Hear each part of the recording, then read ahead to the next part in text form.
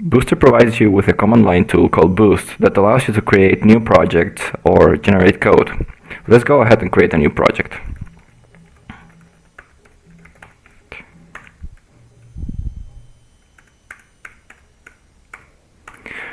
It asks you for the basic stuff that you require for your project, like description, version, website, and in the end it asks you about the cloud provider you want to use to deploy this project. Right now, Booster only supports AWS, but because it's a high-level abstraction, it will support all cloud providers in the future. Right now it's installing dependency using Yarn.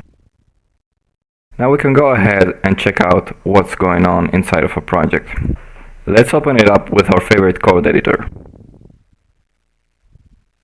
So if we take a look, it has generated some regular JavaScript configuration files and also an src folder.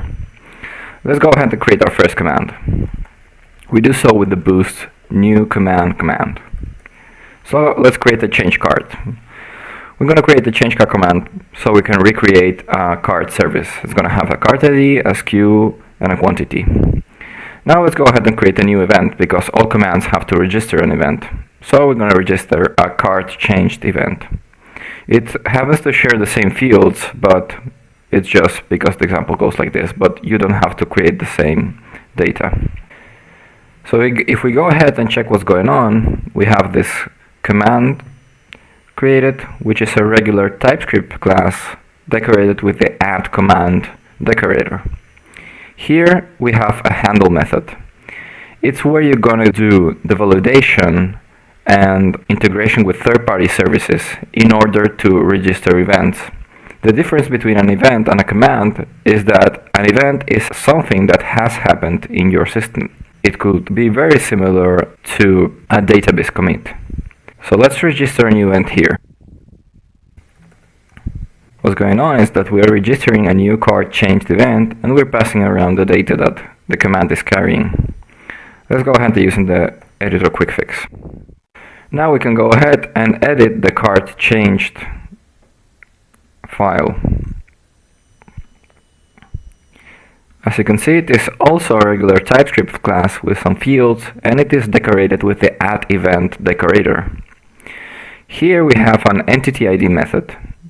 This method is required by Booster, so it knows to what entity instance this event is associated to. So we can just return this .cartID. And speaking of entities, we haven't created one. Let's go ahead and do so.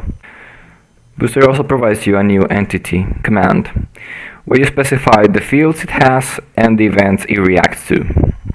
Here we have an items field, which is an array of cart item, and it reacts to the cart changed event. Oh, by the way, we didn't specify what a cart item is, so Booster allows you to generate that type for you too. So I'm going to create an auxiliary type called cart item with a SKU and a quantity field. If we go back to our code, we can see that in the common folder it has created a regular interface, and in the entities folder it has created a class. This class is also annotated with the entity decorator. It has the fields that we specified, and here we have a projection function. A projection function is a static function that is decorated with the reacts to decorator, and what it does is takes as a first parameter the event that it's reacting to, as a second parameter a possible previous state, and it must return a new state. Note how it is static. Now we can go ahead and implement it.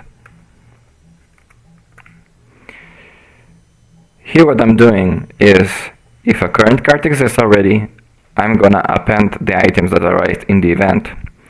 If not, I'm gonna initialize a new cart. Now we can go ahead and do a quick fix, save, and we can check if our project compiles or not.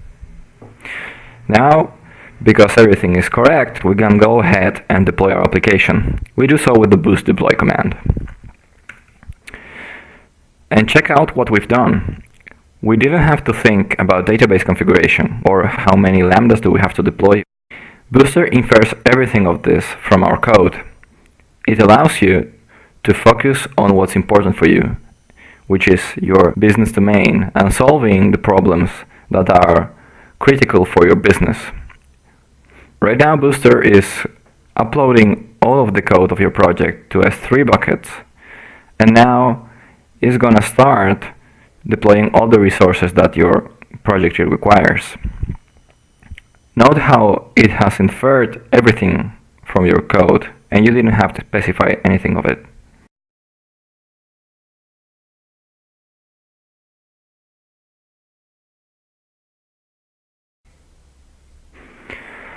Okay, now the deploy has completed, and Booster has provided us with this endpoint to access our application.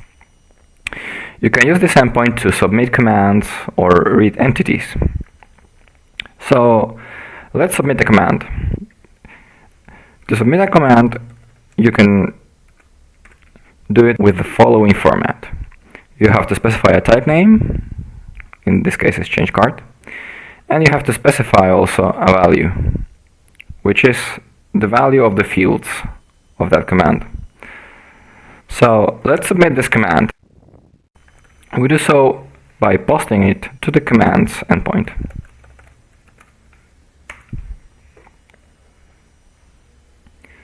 Okay, check out the response. We have received 200 OK.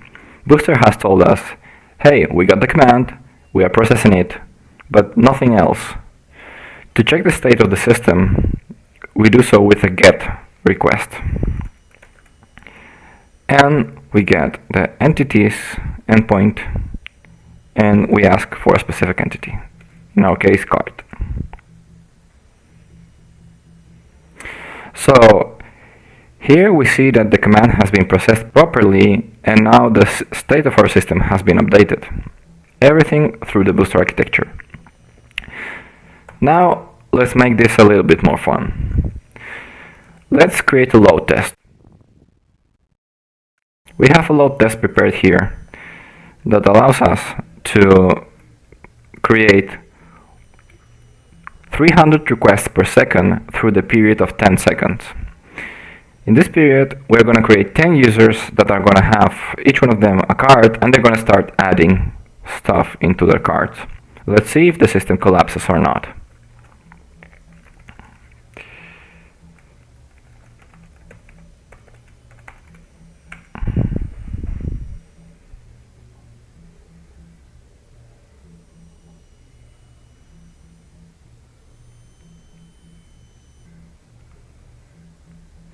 Right, so the load test has finished, and we received 3,200 OK responses, which means that our system has absorbed all of this load, which is quite similar to a Black Friday. Now we can go ahead and check the state of the entities again. And here we have it. We have the quantities and the carts that these users have created. But let's go ahead and check if they're correct. For example, user number 7 should have 295 items in their cart. And there it is, 295 in cart. So this was Booster. I hope you liked it. Don't forget to access the website and check it out, and subscribe to our newsletter for more. Thanks.